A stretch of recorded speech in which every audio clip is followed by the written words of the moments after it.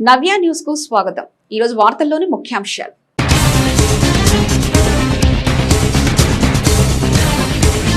Chirala fire office railway gate వద్ద మంజూరైన flyover bridge ని ఎవరికి చెప్పి తరలించారు?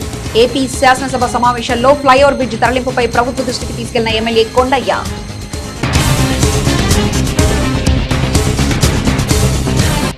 వరద విపత్తు వస్తే లంక గ్రామాలలో ఏ ఒక్కరికి నష్టం తలెత్తకుండా చూడాలి। వాతావరణ శాఖ భారీ వర్షాల హెచ్చరిక నేపథ్యంలో జిల్లాలోని లంక గ్రామాల సర్పంచ్ అధికారులతో సమావేశం నిర్వహించిన జిల్లా collector doctor V Vinod Kumar.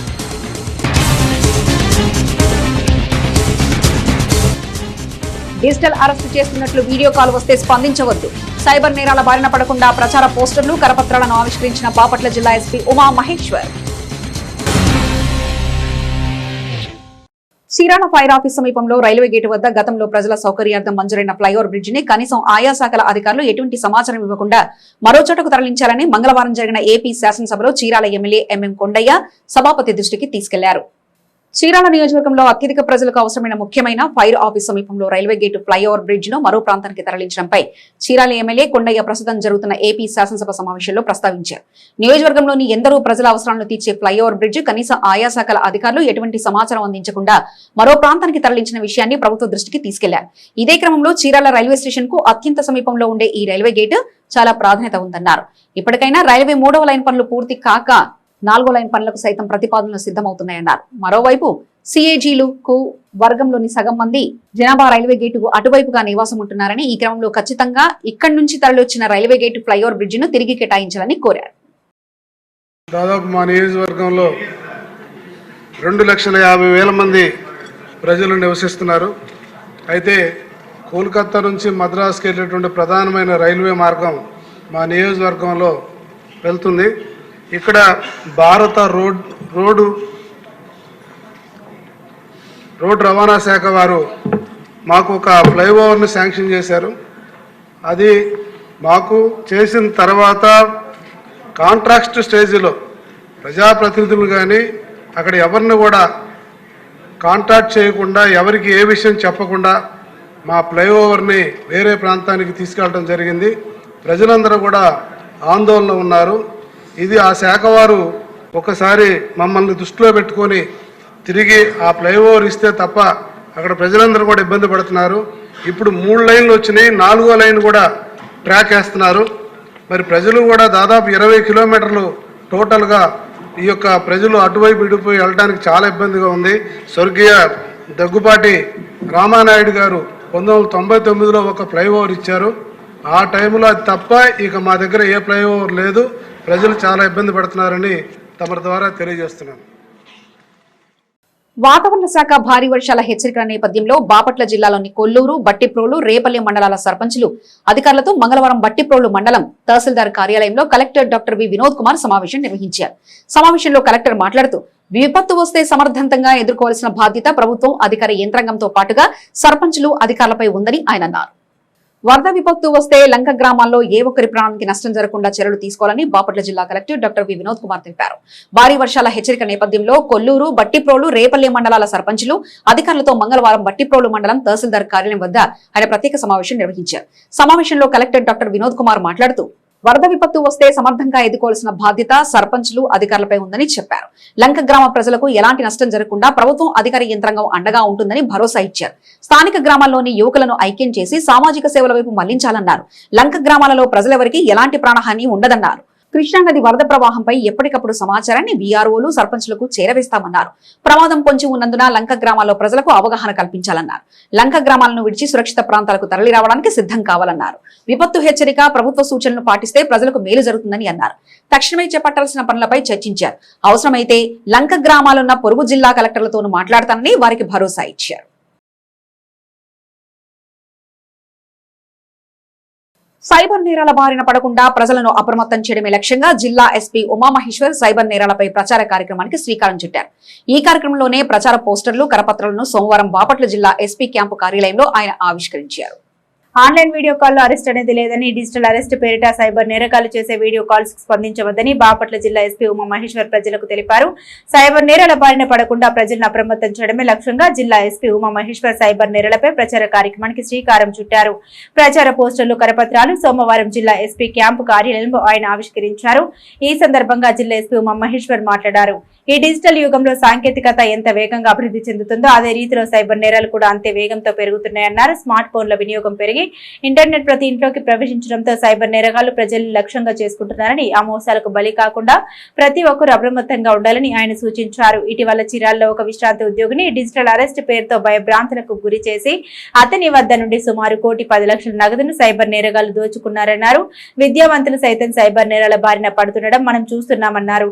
Cyber నేరాలపై ప్రజలకు అవగాహన కల్పించి వారిలో చైతన్యం తీసుకొచ్చేందుకు ఈ ప్రచార కార్యక్రమానికి శ్రీకారం చుట్టామన్నారు. ముఖ్యంగా digital arrest, PM Kisan app, APK files, మోసాలు, ఇన్వెస్ట్మెంట్ ఫ్రాడ్స్, నకిలీ loans apps, part time jobs, నకిలీ వెబ్సైట్లు, banking, e commerce, social media వంటి పలు రకాల మోసాలకు సైబర్ నేరగాళ్లు పాల్పడుతూ బాధితుల వద్ద నుండి నగదు కొల్లగొడుతున్నారన్నారు. భారత చట్టాల్లో డిజిటల్ అరెస్ట్ అనే పదం లేదని స్పష్టం చేసిన ఆయన వ్యక్తిగత బ్యాంకు వివరాలు ఎవరికి చెప్పవద్దన్నారు. ఎంత భయపడినా డబ్బు బదిలీ చేయవద్దని స్పష్టం చేశారు. ఎస్పీ అలాంటి కాల్ వచ్చిన వెంటనే కాల్ డిస్కనెక్ట్ చేయడం లేదా వెంటనే సమీప పోలీస్ స్టేషన్ కి వెళ్లి ఫిర్యాదు చేయాలన్నారు. అది కూడా గోల్డెన్ అవర్ లోనే రిపోర్ట్ చేయాలని సూచించారు. ఈ నకిలీ లోన్ యాప్స్ ద్వారా లోన్స్ తీసుకొని వాళ్ళ దగ్గర నుంచి లోన్ తిరిగి చెల్లించలేనప్పుడు వాళ్ళు చేసేటువంటి వేధింపులు, బ్లాక్ మెయిల్స్ ఇవన్నీ కూడా గతంలో చూడడం జరిగింది. సో వాళ్ళు ఏం చేస్తారు, ఆ లోన్స్ తీసుకునే ప్రాసెస్లో, మీకు లోన్స్ ప్రొవైడ్ చేసే ప్రాసెస్లో ఆ యాప్స్ ద్వారా ఆ లోన్ తీసుకున్నటువంటి వ్యక్తి ఎవరైతే ఉన్నారో ఆ వ్యక్తికి సంబంధించినటువంటి సమాచారాన్ని, డేటాను అన్నిటిని కూడా తీసుకోవడం, ఆ యాప్స్ ద్వారా, ఆ యాప్స్లో ఉన్నటువంటి వాళ్ళు డిజైన్ చేసినటువంటి ఆ మెకానిజం ద్వారా, సో మీ ఫోన్లోని మొత్తం కాంటాక్ట్ వివరాలని, అదేవిధంగా మీ ఫోన్లో ఉన్నటువంటి ఆ డేటా, పిక్చర్స్ కావచ్చు, వీడియోస్ అన్నిటిని కూడా యాక్సెస్ చేసేయడం.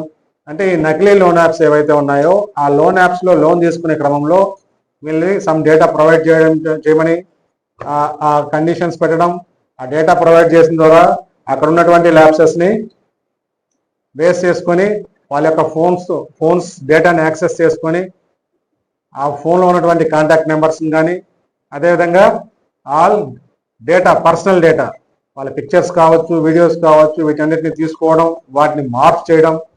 ఇలా ఈ నకిలీ లోన్ యాప్స్ ద్వారా, అంటే ఆర్బీఐ ఆమోదించని, ఆర్బీఐ వెబ్సైట్లో రికగ్నైజ్ చేసినటువంటి బ్యాంక్స్ దేర్ యాప్స్ ఏవైతే ఉన్నాయో అవి క్లియర్గా ఉంటాయి. సో అదర్ దాన్ దోస్ అన్నీ కూడా fake loan apps, so unrecognised by RBI. కాబట్టి వీటన్నిటిని కూడా దృష్టిలో పెట్టుకోవాలి.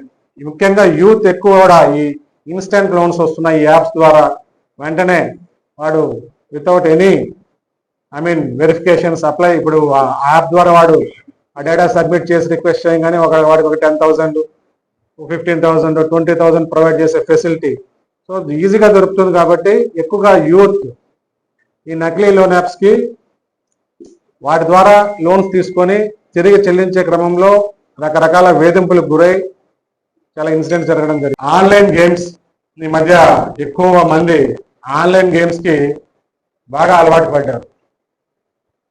సో ఈ ఆన్లైన్ గేమ్స్ ఆడే క్రమంలో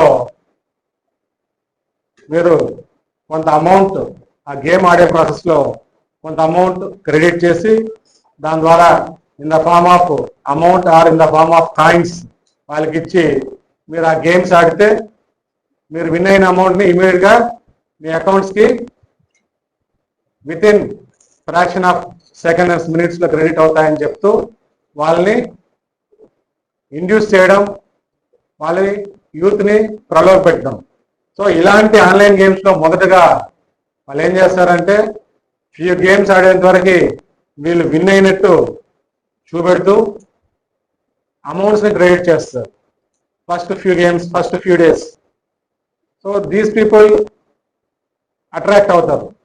ఈ ఆన్లైన్ గేమ్స్ ఆడేటువంటి యువత ఎక్కువగా ఇనిషియల్గా వాళ్ళకి అమౌంట్స్ క్రెడిట్స్ అవుతాయి first few games and first few days. So వాళ్ళకి ఒక నమ్మకం కలిగించిన తర్వాత then they will start. So ప్రతిదీ కూడా ఆ గేమ్కి సంబంధించిన యాప్ సంబంధించి ప్లేయర్స్ ఏం ప్లే చేస్తున్నారు, వాళ్ళ యొక్క మూమెంట్స్ ఏంటి, నెక్స్ట్ మూమెంట్స్ ఏంటి, వీటన్నిటిని కూడా వాళ్ళు థర్డ్ పర్సన్ మానిటరింగ్ ఉంటుంది. ఆ థర్డ్ పర్సన్ మానిటరింగ్ ద్వారా వాళ్ళు ఏదన్నా ఫేవర్గా ఆ గేమ్ అనేటువంటి పర్సన్స్ పోతుంటే మార్చేస్తారు.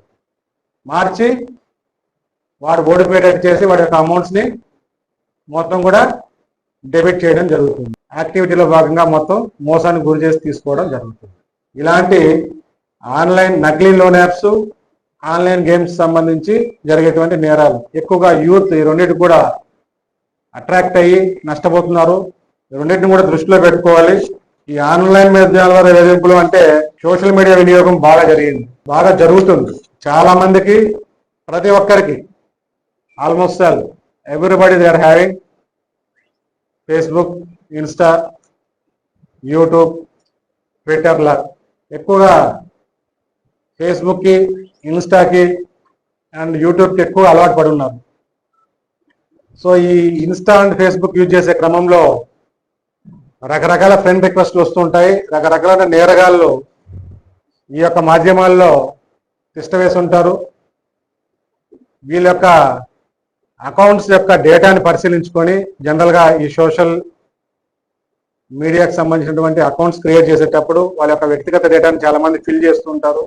వాళ్ళ యొక్క ఇంట్రెస్టెస్ ఫిల్ చేస్తుంటారు, వాళ్ళ ప్రొఫెషన్స్ ఫిల్ చేస్తుంటారు, వాళ్ళ యొక్క జీమెయిల్స్, ఫోన్ నెంబర్స్ అంతా డేటా కూడా ఫిల్ చేస్తుంటారు.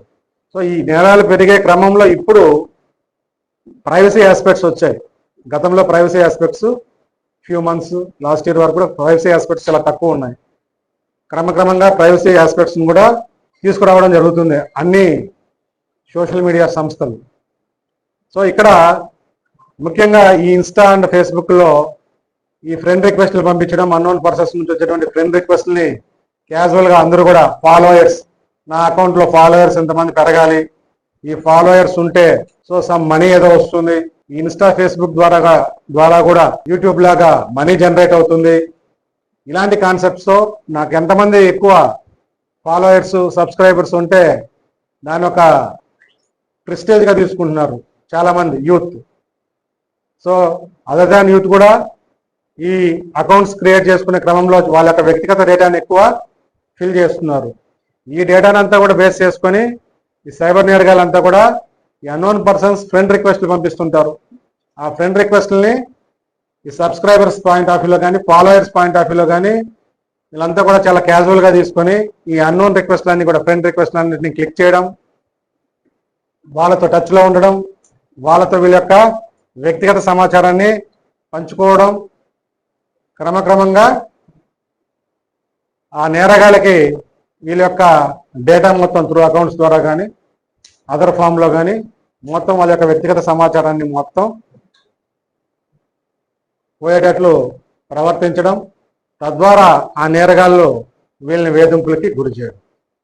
ఇవన్నీ ఎక్కువ యూత్లో both gender wise male and female, ఎక్కువగా ఫీమేల్ ఆస్పెక్ట్స్లో జరుగుతున్నాయి. మేల్ ఆస్పెక్ట్స్లో అలాంటి పర్సన్స్ సెక్స్టార్షన్కి మోడస్ ఆపరండి వాళ్ళు ఒకటి అడాప్ట్ చేసుకొని ఎదుటి వ్యక్తిని ఇండ్యూస్ చేసి వాళ్ళ యొక్క యాక్టివిటీని రికార్డ్ చేసి ఆ రికార్డ్ చేసినటువంటి వీడియోలతో బెదిరించి అమౌంట్లు వేసుకోవడం, ఇలాంటి నేరాలు ఎక్కువగా ఈ సెక్స్టార్షన్ నేరాలు కానీ, ఈ ఆన్లైన్ సమాచారం మార్పిడి ఏదైతే ఉందో వ్యక్తిగత సమాచారం ఆన్లైన్స్లో ఇవ్వడం, చేరవేయడం ద్వారా జరిగేటువంటి వేధింపులు కూడా ఎక్కువ జరుగుతున్నాయి. చీరాల రెడ్ క్రాస్ సొసైటీ కార్యాలయంలో నియోజకవర్గ భారతీయ జనతా పార్టీ ఆధ్వర్యంలో ప్రధాని నరేంద్ర మోదీ జన్మదినాన్ని పురస్కరించుకుని సేవా పక్షోత్సవాలలో భాగంగా ఉచిత రక్తదాన శిబిరం నిర్వహించారు. ప్రధాని నరేంద్ర మోదీ జన్మదినాన్ని పురస్కరించుకుని సెప్టెంబర్ 17వ తేదీ నుంచి అక్టోబర్ 2వ తేదీ వరకు దేశవ్యాప్తంగా సేవా పక్షోత్సవాలు నిర్వహిస్తున్నారని, ఈ క్రమంలో చీరాల రెడ్ క్రాస్ సొసైటీ కార్యాలయంలో నియోజకవర్గ భారతీయ జనతా పార్టీ ఆధ్వర్యంలో సేవా పక్షోత్సవాలలో భాగంగా ఉచిత రక్తదాన శిబిరం నిర్వహించారు. శిబిరంలో మొత్తం 22 మంది రక్తదానం చేసినట్లు red cross chairman Budaraju Sasikiran తెలిపారు. ఈ సందర్భంగా బీజేపీ సీనియర్ నేత బండారుపల్లి హేమంత్ కుమార్ మాట్లాడుతూ సేవాభావంతో రక్తదానం చేయడం వల్ల అనేక మంది ప్రాణాలు కాపాడబడతాయని, ప్రతి పౌరుడు ఒక ప్రాణరక్షకుడిగా నిలుస్తారని అన్నారు. యువత సేవా కార్యక్రమంలో ముందుండడం అభినందనీయమన్నారు. రక్తదానం చేసిన వారికి ప్రత్యేకంగా అభినందించారు.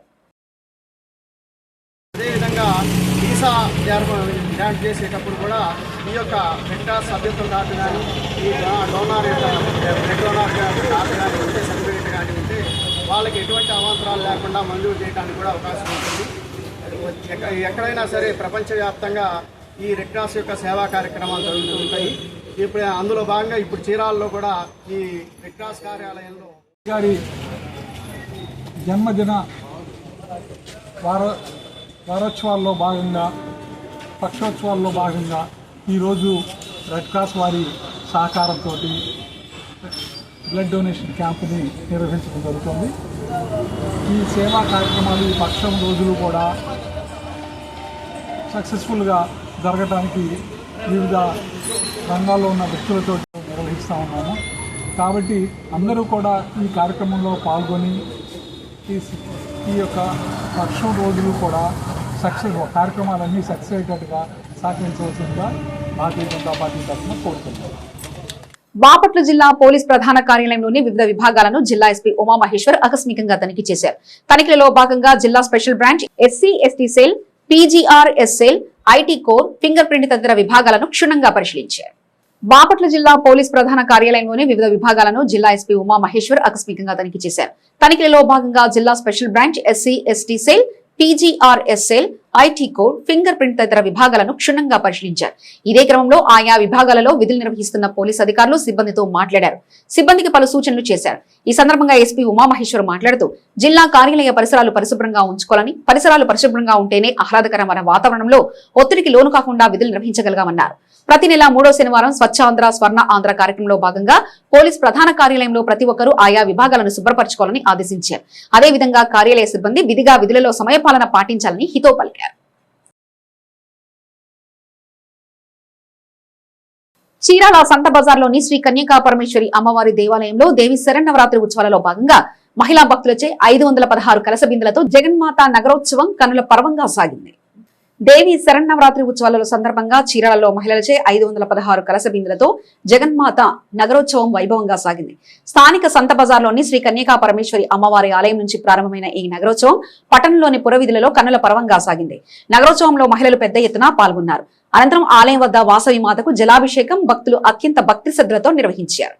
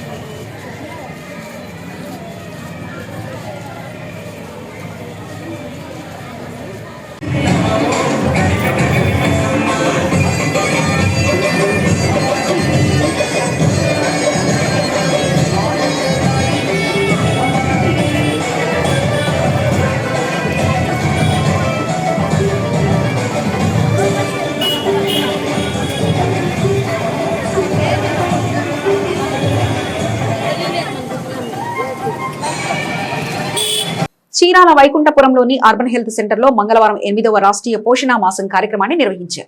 కార్యక్రమంలో భాగంగా సిడిపిఓ ఝాన్సీ మాట్లాడుతూ నేటి బాలలే రేపటి భావి భారత పౌరులు, వారు సరైన రీతిలో ఎదిగేందుకు ఎప్పటికప్పుడు తగిన జాగ్రత్తలు తీసుకోవాల్సిన అవసరం ఎంతైనా ఉందని అన్నారు. చిన్నారులు, గర్భిణీలు, బాలింతల ఆరోగ్య సంరక్షణే లక్ష్యంగా కేంద్ర రాష్ట్ర ప్రభుత్వాలు 8వ రాష్ట్రీయ పోషణ మాసం ప్రతిష్టాత్మకంగా నిర్వహిస్తున్నారని సిడిపిఓ ఝాన్సీ అన్నారు. చీరాల వైకుంఠపురంలోని అర్బన్ హెల్త్ సెంటర్ లో మంగళవారం 8వ రాష్ట్రీయ పోషణ మాసం కార్యక్రమాన్ని నిర్వహించారు. ఈ కార్యక్రమంలో భాగంగా సిడిపిఓ ఝాన్సీ మాట్లాడుతూ నేటి బాలలే రేపటి భావి భారత పౌరులు. వారు సరైన రీతిలో ఎదిగేందుకు ఎప్పటికప్పుడు తగిన జాగ్రత్తలు తీసుకోవాల్సిన అవసరం ఎంతైనా ఉందన్నారు. అందుకు అనుగుణంగా ప్రభుత్వాలు అంగన్వాడీ కేంద్రాల ద్వారా బాలబాలికల ఎదుగుదలను పర్యవేక్షిస్తున్నాయన్నారు. పిల్లలకు పౌష్టికాహారం అందించడంతో పాటు వివిధ సందర్భాల్లో పోషకాహార లోపాన్ని అధిగమించేందుకు చర్యలు చేపడతామన్నారు. మాతా శిశు సంపూర్ణ ఆరోగ్య సంరక్షణే తమ లక్ష్యమన్నారు. పిల్లల సంరక్షణతో పాటు ఆరోగ్యకరమైన సమాజ నిర్మాణం దిశగా కేంద్ర రాష్ట్ర ప్రభుత్వాలు ప్రత్యేక కార్యక్రమాలను చేపడుతున్నాయన్నారు.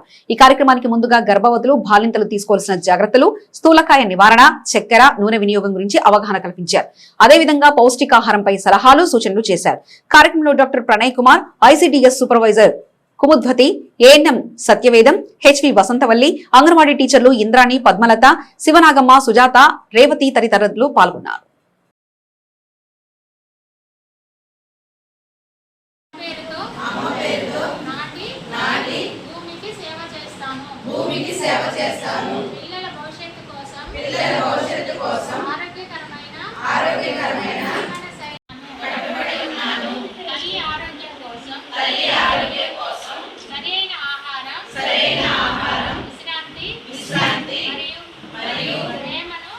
నవ్య న్యూస్ ముగించే ముందు ముఖ్యాంశాలు మరోసారి.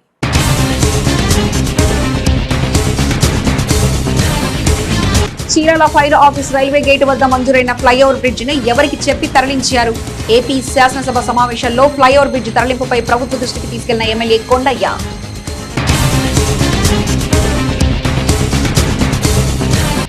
వరద విపత్తు వస్తే లంక గ్రామాలలో ఏ ఒక్కరికి నష్టం తలెత్తకుండా చూడాలి. వాతావరణ శాఖ భారీ వర్షాల హెచ్చరిక నేపథ్యంలో జిల్లాలోని లంక గ్రామాల సర్పంచ్ అధికారులతో సమావేశం నిర్వహించిన జిల్లా collector doctor V Vinod Kumar.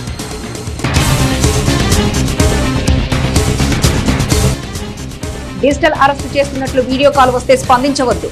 Cyber నేరాల బారిన పడకుండా ప్రచార పోస్టర్లు, కరపత్రాలను ఆవిష్కరించిన బాపట్ల జిల్లా ఎస్పీ ఉమా మహేశ్వర్.